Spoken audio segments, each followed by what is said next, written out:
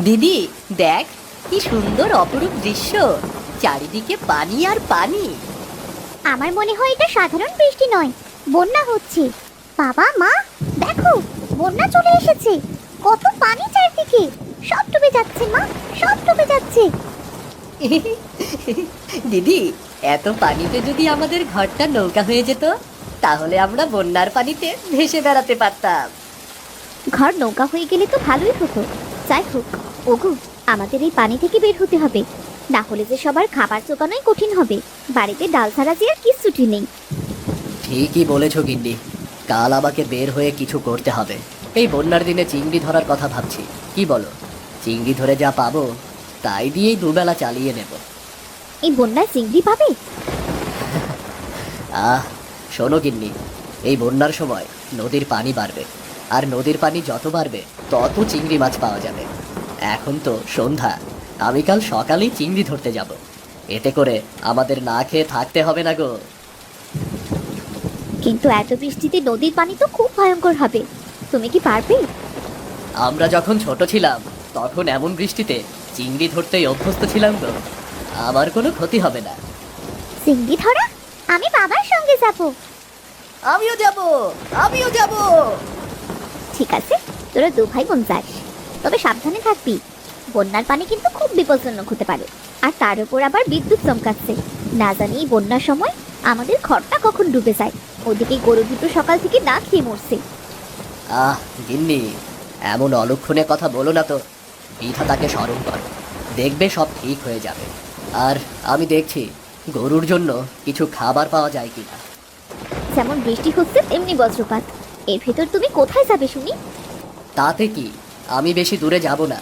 আমাদের ঘরের পেছনে যে কলা গাছ আছে না, সেটা থেকে কিছু কলা পাতা পেরে গরুকে খেতে দেই। তাছাড়া তো কোনো উপায় দেখছি না। এই বন্যার পানিতে কলা গাছগুলো এমনিতেই মারা যাবে। ঠিক আছে, যাও।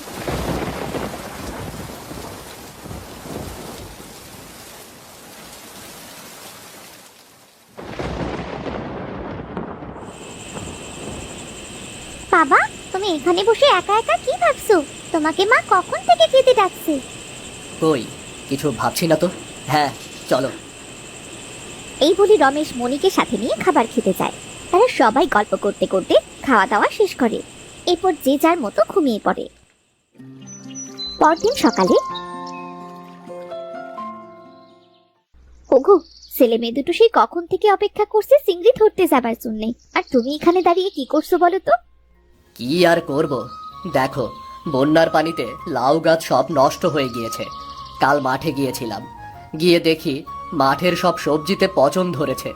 যাই হোক, তুমি আমার জাল দুটো আর মাছ ধরা খাঁচাটা দাও দেখিনি। ঠিক আছে, এই নাও, তুমি যেগুলো আনতে বলেছো সব এনেছি। এই তো বাবা, আমরা চলে এসেছি। তাড়াতাড়ি চিংড়ি ধরতে যাই, চলো চলো। হ্যাঁ চল, আমরা গেলাম গিন্নি।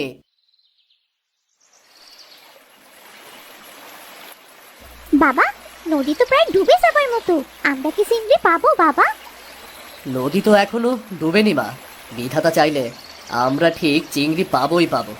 যাই হোক, তুই এই খাঁচাটা নে, আর মহিন বাবা তুই এই জালটা নে, আমরা একসাথে চিংড়ি ধরবো। ঠিক আছে বাবা। মণি ও মহিন খাঁচা এবং জাল নিয়ে পানির মধ্যে নেমে পড়ে। রমেশ কিছু কৌশল শিখিয়ে দেয় কিভাবে চিংড়ি ধরতে হয়। এরপর অনেক সময় কেটে যায়, কিন্তু তারা কেউ একটাও চিংড়ি পায় না। বাবা, আমরা তো অনেক সময় এসেছি, কিন্তু কোনো চিংড়ি তো পেলাম না বাবা। বুঝতে পারছি না রে বা, কি করি বলতো, কিছুই ভালো লাগছে না। বন্যায় কোনো কাজ নেই, মাঠের ফসল সব ডুবে গিয়েছে, হাতে তেমন টাকা পয়সাও নেই যে বাজার করব। কত আশা নিয়ে এসেছিলাম, দুটো চিংড়ি পেলে দুবেলা ভাত খেতে পারবো, কিন্তু মনে হচ্ছে সেটা কপালে নেই আমার। আমাদের না খেয়েই মরতে হবে। এমন করে বলো না, দেখবে বিধাতা ঠিক একটা ব্যবস্থা করবে। মনে হচ্ছে আমাদের চিন্তা দূর হয়েছে রে মনি, মহিন, দেখ তোরা, আমার জালে চিংড়ি বেঁধেছে। বাবা, জালে চিংড়ি উঠেছে, তাড়াতাড়ি জালটা উপরে তোলো। হ্যাঁ, একটু সাবধানে কর, এবার জাল টানবো। অনেক চিংড়ি ধরেছো বাবা, মা দেখলে অনেক খুশি হবে। তোর মা তো খুবই খুশি হবে।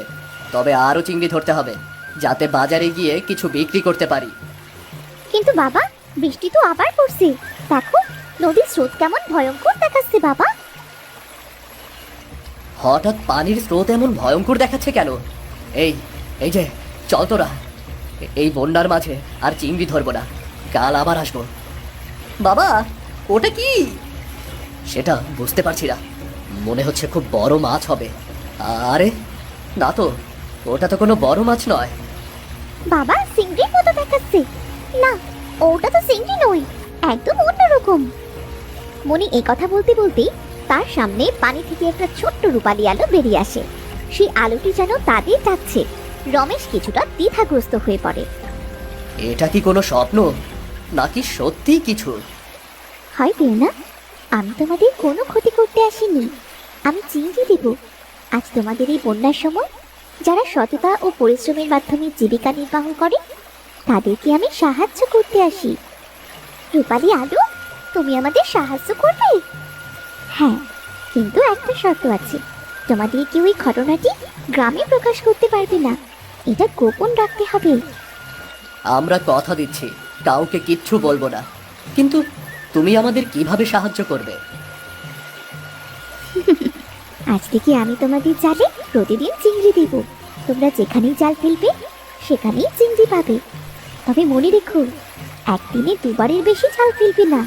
দুবারে যে চিংড়ি উঠবে তাতে তোমাদের প্রয়োজন মিটে যাবে, আর লোভ করতে গেলে সব হারাবে। তুমি যা বলবে তাই হবে রূপালী আলো। এবার আমাকে সাহায্য করো, আমি যে কষ্টে আছি অনেক। কি সাহায্য চাই তোমার, বলো আমাদের। এই যে নদীতে যে স্রোত দেখছো, এই স্রোত পার হয়ে একটা ছোট্ট কুটির পাবে। আর সেই কুটিরে একটা কলসির ভেতর জোনাকি পোকা আছে। সেই পোকাটাকে যদি তোমরা মুক্ত করতে পারো, তবেই আমি মুক্তি পাবো। ঠিক বুঝতে পারলাম না। আসলে একটা ডাইনি আমার শরীরটাকে ওই জোনাকি পোকার ভেতর আটকে রেখেছে। রূপালী আলো, তুমি আমাদের অনেক বড় উপকার করলে। তোমাকে সাহায্য তো করব, কিন্তু যেমন বন্যা হচ্ছে, আবার নদীতে তেমনই পানি, আবার প্রখর ঢেউ। এর ভেতর কেমন করে পার হব আমরা নদী? আমি তোমাদের পার করে দিচ্ছি এই নদী। এই বন্যায় তোমাদের কোনো ক্ষতি হবে না। আমি একাই যাচ্ছি নদীর ওপারের কুটিরে। না বাবা, আমরা যাবো তোমার সাথে। কিন্তু কোনো কিন্তু নয় বাবা, চলো তো তুমি। তোমরা তবে চলে আসো এই নৌকায়। রমেশ আর কিছু না বলে রূপালী আলোর দেওয়া নৌকায় মণি ও মহিনকে নিয়ে চড়ে বসে। এরপর রূপালী আলো সবাইকে নিয়ে চোখের পলকে নদী পার করে দেয়। আমরা তবে কুটিরে গেলাম। তারাও এগুলো রাখো, এই ছুরি দিয়ে ডাইনির পেটে আঘাত করবে। এরপর ওই পাথরগুলো ওখানে ভেড়া আছে, তাই গায়ে ছুরি মারবে, তবেই ডাইনিটা মরবে, আর তোমরা আমাকে মুক্ত করতে পারবে। ঠিক আছে, তুমি চিন্তা করো না। আমরা বেঁচে থাকলে তোমাকে ঠিক আজকে ওই ডাইনির হাত থেকে মুক্ত করব। আমরা আসি তাহলে। রমেশ মণি আর মহিনকে নিয়ে হাঁটতে শুরু করে। তারা কুটিরের ভেতর গিয়ে দেখে ডাইনিটা যজ্ঞ করছে, আর তার পাশেই ভেড়া যাচ্ছে। মানুষ মানুষ গন্ধ মনে হচ্ছে, কাউকে তো দেখছি না। ভাই, আমি ছুরি দিয়ে ডাইনিকে হত্যা করছি। তুই পাথরগুলো ভেড়ার উপর মারবি, বাবাকে বলিস না। মরে গেলাম রে। কে তোরা? তোরা মারলি কেন আমাকে? আমার ভেড়াকে ছেড়ে দে, ছেড়ে দে। ছাড়বো না, ছাড়বো না আমি কাউকে। তুই বাঁচলে তো আমাদের ক্ষতি করবি, ডাইনি কোথাকার। তোরা আমাকে না বলে কেন এমন করলি? যদি তোদের কোনো ক্ষতি হয়ে যেত? চিন্তা করো না বাবা, আমাদের কোনো ক্ষতি হয়নি। এখন চলো, রূপালী আলোকে মুক্তি দিতে হবে তো। ওই দেখো সেই কলস, ওই কলসের ভেতরেই আছে সেই জোনাকি পোকা। তোরা দাঁড়া, আমি কলসটা খুলছি। তোমাদের অনেক ধন্যবাদ আমাকে মুক্ত করে দেবার জন্য। এবার আমাকে যেতে হবে।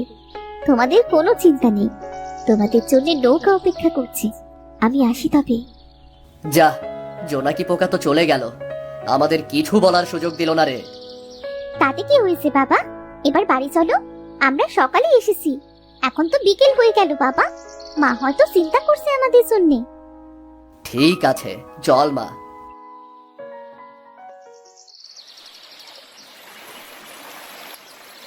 বাবা, দেখো বন্যার পানিতে হাড়ি ভেসে চিংড়িগুলো পালিয়েছে। এখন কি হবে? যে বন্যা হচ্ছে, এখন তো আর চিংড়ি ধরা সম্ভব নয়। রূপালি আলো কি বলেছিল মনে নেই? এখন তো চিংড়ি ধরতে বেশি সময় লাগবে না।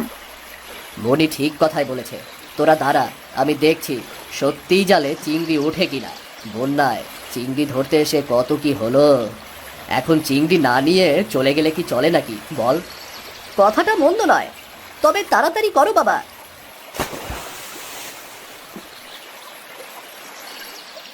মহিন, মনি, দেখ তোরা কত বড় চিংড়ি।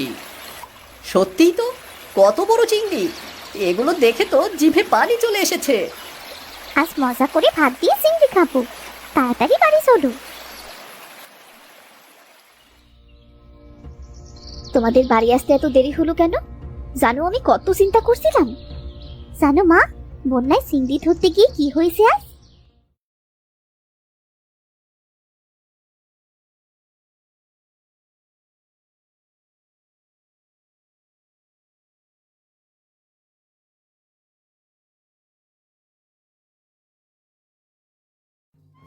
কি বলছিস কি তুই? বিধাতার অশেষ রহমত কিছু হয়নি তোদের। তবে বিধাতা যা করে তা ভালোর জন্যই করে।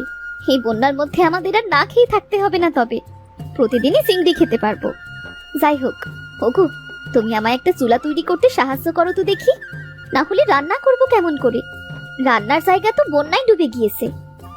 তুমি মাছ কাটো, আমি চুলা তৈরি করে দিচ্ছি। এই বলে রমেশ বারান্দায় চুলা তৈরি করতে শুরু করে। অন্যদিকে শিল্পার মাছ কাটতে কাটতে সন্ধে নেমে আসে। রাতের আধারে বাতির আলোয় মাটির ঘরটা আলোকিত হয়ে গেছে। শিল্পা চিংড়ি রান্না করছে। মণি আর মহিন আনন্দ নিয়ে সেই রান্না দেখছে। রান্না শেষে সবাই একসাথে চিংড়ি দিয়ে ভাত খেতে থাকে। বাইরে তো খুব বৃষ্টি হচ্ছে, আজ আমরা চিংড়ি দিয়ে ভাত খাচ্ছি। খুব আনন্দ হচ্ছে, তাই না রে ভাই? ঠিক বলেছিস দিদি। খাওয়া দাওয়া তো শেষ, এবার ঘুমিয়ে পড়ো যাও। সারাদিন অনেক ধকল গিয়েছে। ঠিক আছে বাবা। খাবার খেয়ে সবাই ঘুমিয়ে পড়েছে, কিন্তু রমেশের চোখে ঘুম নেই। সে নীরবে শিল্পার পাশে থেকে উঠে ঘরের বাইরে গিয়ে দাঁড়ায়। সে বাইরে তাকিয়ে আছে। সেই রহস্যময় আলোটির কথা তার মনে ঘুরপাক খাচ্ছে। ওই আলোটা কি সত্যিই ছিল? জোনাকি পোকাই বা কেমন করে কথা বলল? হঠাৎ বাইরের দিকে তাকিয়ে রমেশ আরেকটি আলো দেখতে পায়। কিন্তু এবারের আলোটি স্বাভাবিক নয়, বরং তার থেকে এক ধরনের সুমধুর গান ভেসে আসছে। ওই আলোটা কোথা থেকে আসছে? তুমি সত্যিই পথে আছো, এই পথেই তুমি এগিয়ে যাও। তুমি চাইলে অনেক চিংড়ি ধরতে পারতে, কিন্তু তুমি সেটা করোনি। তুমি পরীক্ষায় পাশ করেছো। তুমি কে? কেন এখানে এসেছো? আমি পড়ি, তাই আমাকে বন্দি করে রেখেছিল। আমি এখানে এসেছি তোমার আর তোমার পরিবারকে সাহায্য করতে। তোমরা আমায় মুক্ত করার পর আমি তোমাদের সাথে দেখা করিনি, কারণ তখন পরিরাজ আমাকে ডেকেছিল। তাই যা দেখেছিলে তা কোনো স্বপ্ন নয়। প্রকৃতির মধ্যে এক বিশেষ শক্তি আছে, যা সৎ ও পরিশ্রমী মানুষদের সাহায্য করে। তুমি আমাদের অনেক সাহায্য করেছো, এতেই আমি খুশি। তুমি খুব ভালো রমেশ। তবে মনে রেখো, প্রকৃতি যতটা দান করে ততটাই ফিরিয়ে নিতে চায়। তুমি যদি লোভ করো তবে সব কিছু হারাতে পারো। সততার মধ্যে প্রকৃতির শক্তি লুকিয়ে আছে। রমেশ ধীরে ধীরে সাহস অর্জন করে। তার মনে আর কোনো ভয় থাকে না। আমি কথা দিচ্ছি, আমি কখনো লোভ করব না। তোমার এই সততা তোমাকে অনেক দূর নিয়ে যাবে রমেশ। আজকের পর থেকে যখনই তুমি চিংড়ি ধরতে নামবে, তখনই তোমার জালে অনেক বেশি চিংড়ি উঠবে। দুবারের বেশি কখনো জাল ফেলবে না, এতে তুমি সব কিছু হারিয়ে ফেলবে। এটা তোমার জন্য এক ধরনের উপহার। আমি আসি তবে। এই বলে পরি সেখান থেকে অদৃশ্য হয়ে যায়। পরদিন রমেশ আবারও নদীতে যায় চিংড়ি ধরতে। পরির কথা মতো রমেশ দুবার নদীতে জাল ফেলে। সে অনেক চিংড়ি পায়, আর এতে রমেশ অনেক খুশি হয়। বন্যার মধ্যে যারা ঠিক মতো খেতে পারে না, রমেশ চিংড়ি বিক্রি করে সেই টাকা দিয়ে তাদের সাহায্য করে। এতে অসহায় গরিব মানুষদের আর না খেয়ে থাকতে হয় না।